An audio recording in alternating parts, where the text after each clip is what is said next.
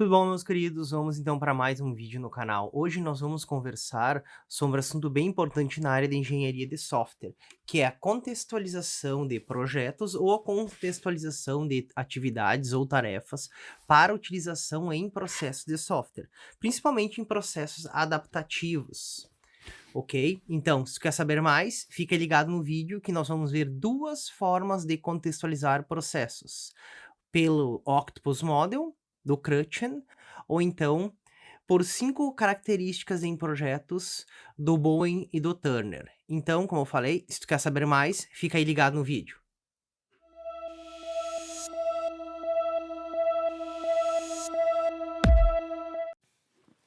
Tudo bom então, né? Como eu falei, nós vamos conversar um pouquinho sobre a caracterização de processos, o que nós chamamos de contexto situacional, aonde eu aplico e quando eu posso aplicar.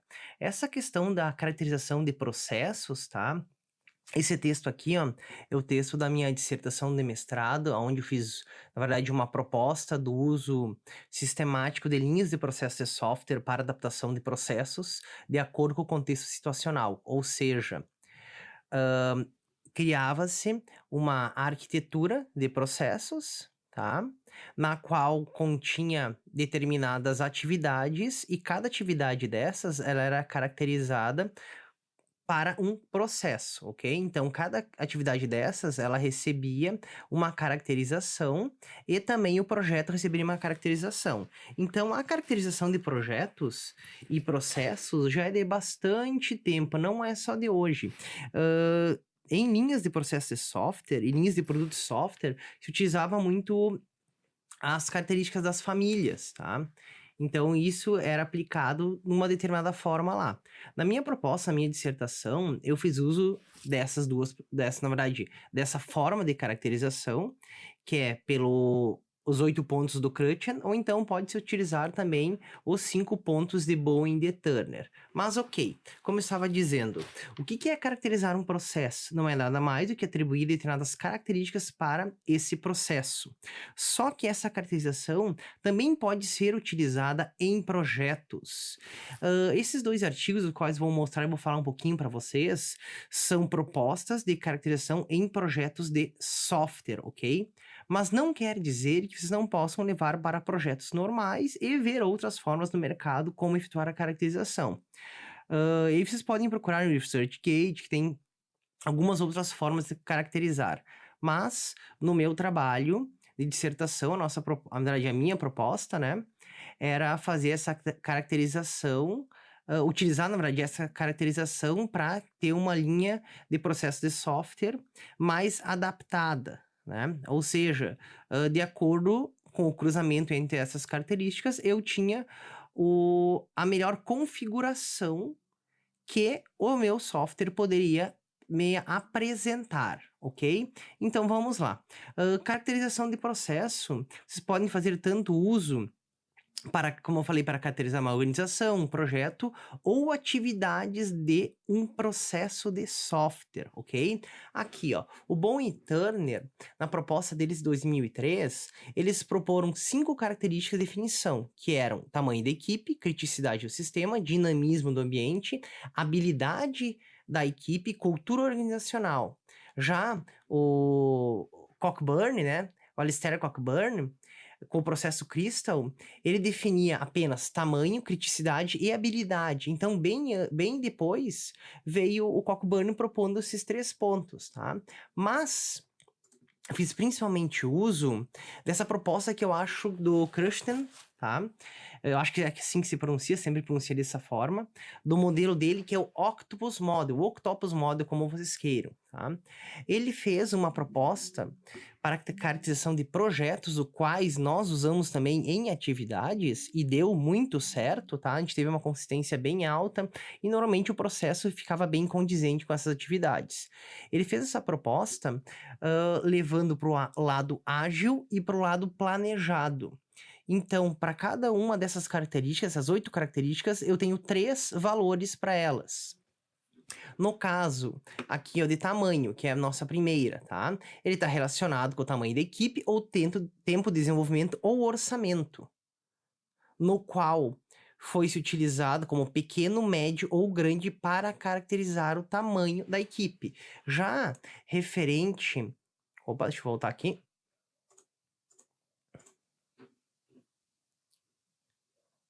Sim, fica melhor. Tá. Já referente à arquitetura estável, né? Ou Stable Architecture, está relacionado se os projetos são novos o suficientes ou exigem um grande esforço na arquitetura, como o Middleware era uma linguagem de programação, tá? E como características, nós temos estável, modificada ou móvel. Então, são 3 pontos. Na verdade, um deles vocês vão utilizar para caracterizar se a arquitetura é estável ou não. E depois vem o terceiro ponto, que é o modelo de negócio, tá? O business model, no qual ele está relacionado com o desenvolvimento do sistema. Se já é um sistema interno, se é um produto comercial ou um sistema sobre medida para um cliente, no qual nós podemos caracterizá-lo também, sempre usando 3 formas: sobre medida para um cliente, comercial ou componente de um grande sistema. Já o nosso quarto ponto, distribuição da equipe, que é o Team Distribution, tá? Ele está relacionado com a dimensão do projeto. Nessas equipes, se elas estão envolvidas, se elas são alocadas no time, se existem times diferentes, equipes diferentes dentro do mesmo projeto. Então, essas características foi se utilizado como mesmo local de trabalho, né? Se são equipes diferentes trabalhando num projeto ou se elas são distribuídas geograficamente. Sempre lembrando, o ponto que fica normalmente mais à esquerda é mais levado para o ágil, tá? E o mais para a direita é mais levado para o planejado, certo? E aqui, ó, o nosso quinto ponto, taxa de mudanças, rate of change, né? Ele está relacionado com as mudanças que vão existir nas características do nosso sistema, que são configuradas como mais que 30%. Lembrando lá das nossas aulas, do material que está aí no canal, normalmente sistemas que têm mudança mais de 30%, é bem complicado lidar com eles, né? E a gente vai utilizar uma metodologia diferenciada. E aí nós temos entre 10% e 30% e menos de 10%. Outro ponto importante, nosso sexto ponto, idade do sistema, age of the system, né? Então é utilizado como um novo desenvolvimento, um software novo, uma manutenção ou evolução do sistema legado. Sempre a gente fala nessas aulas, sistemas legados, sistemas que já estão determinado tempo em funcionamento e vocês querem acrescentar uma nova funcionalidade. E por último ponto, penúltimo ponto, na verdade, como sétimo ponto, né? A nossa criticidade, o criticid, né? No qual está definido como a criticidade desse sistema em qual vocês estão desenvolvendo. Eu sempre converso com os meus alunos em sala de aula sobre esses pontos, sobre contextualização de projetos e de atividades. Eu acho essencial efetuar essa contextualização. Eu conheci bastante disso no meu mestrado, tá? E eu vejo que para tu adaptar um processo e criar um processo mais enxuto e que tu gaste menos direito e menos tempo projetando e reavaliando as tuas características e reavaliando as tuas tarefas ou tarefas ou atividades que vocês selecionaram para o processo, tu sabe assim, ó, cria uma agilidade muito grande dentro do processo, tanto cria um processo adaptado para aquele projeto, o que torna bem mais eficiente, né? Então, voltando aqui à criticidade que eu estava dizendo que eu converso com eles, é a criticidade do sistema.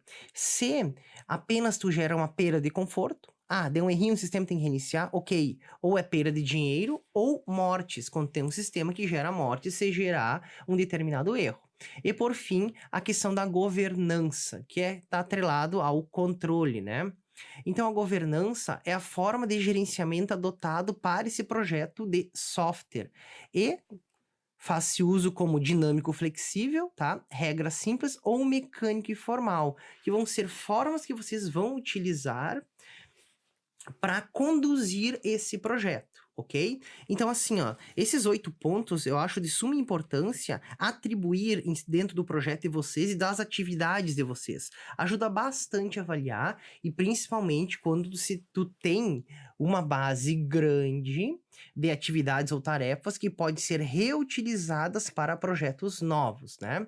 Então, só de colocar a imagenzinha aqui de vocês, depois eu mostro os artigos em inglês.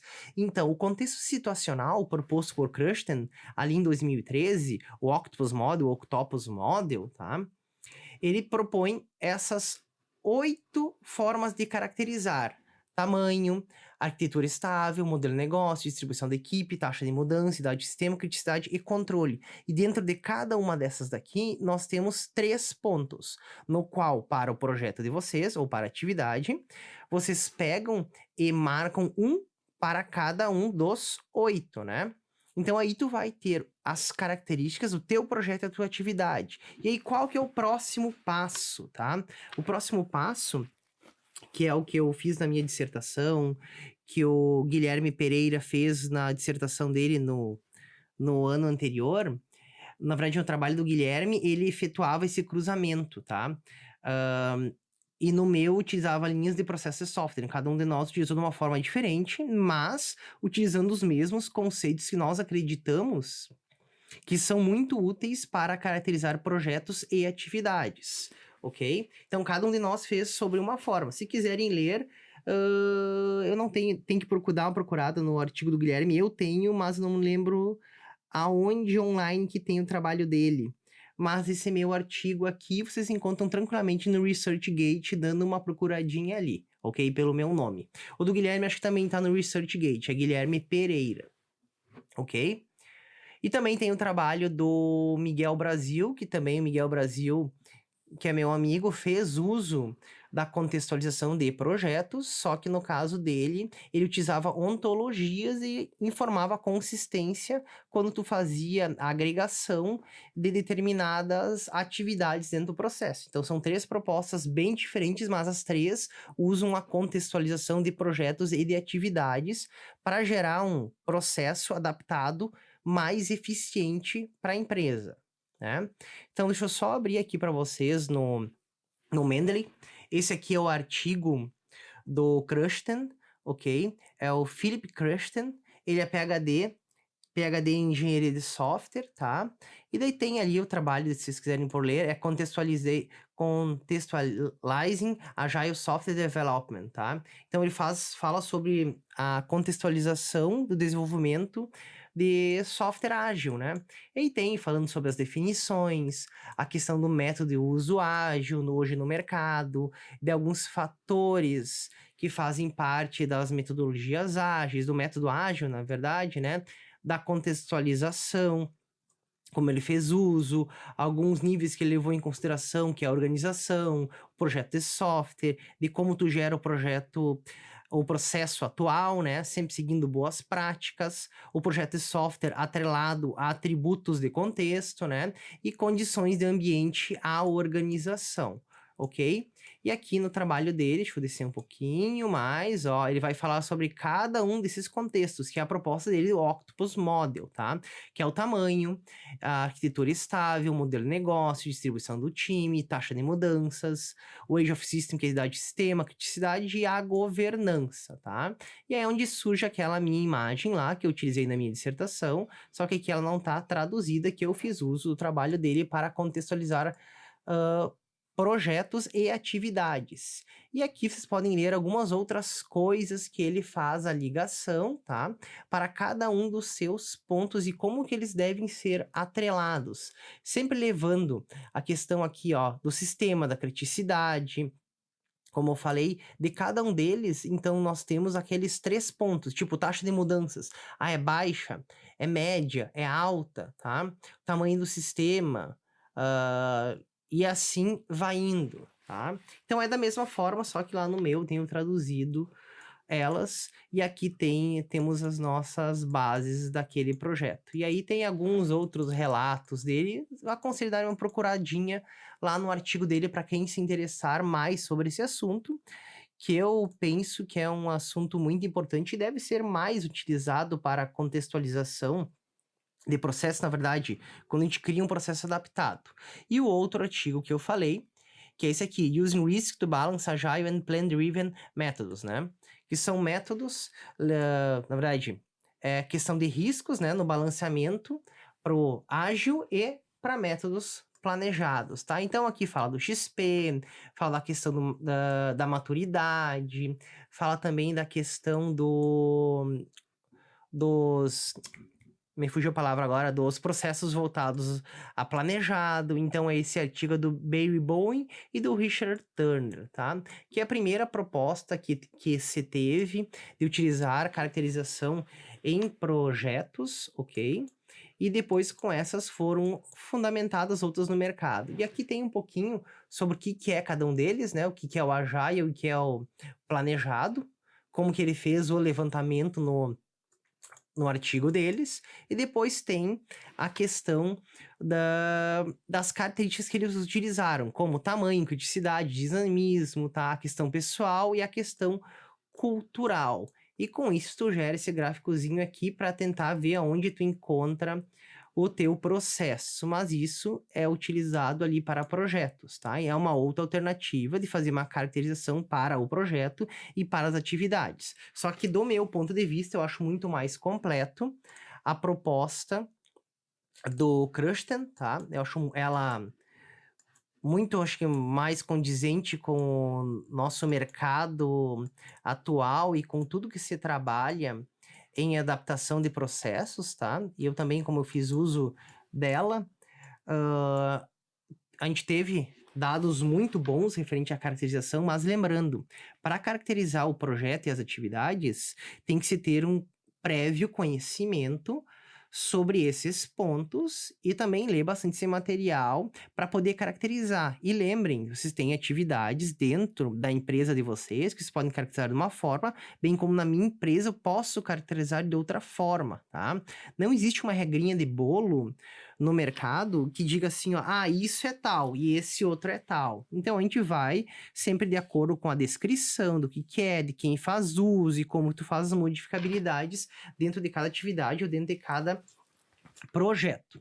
Então, pessoal, espero que tenham entendido um pouquinho sobre toda essa contextualização de projeto e de software, o qual eu, pelo menos, sempre falo, conversei com os meus alunos. Eu acho de extrema importância, principalmente na questão de utilizar um processo adaptado para tu poder gerar um software bem mais condizente e gerar, como eu falei, menos retrabalho na seleção das atividades as quais vocês vão fazer uso para o processo de vocês, né?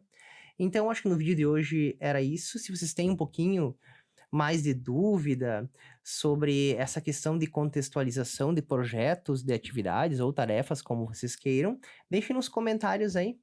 Ou então me peguem e me enviem um e-mail, ok? E aproveitem e sigam aí o canal, se inscrevam, tá? Tem outros vídeos sobre engenharia de software aí na playlist. E se tu quer saber mais, fica aí ligado no canal. Até mais!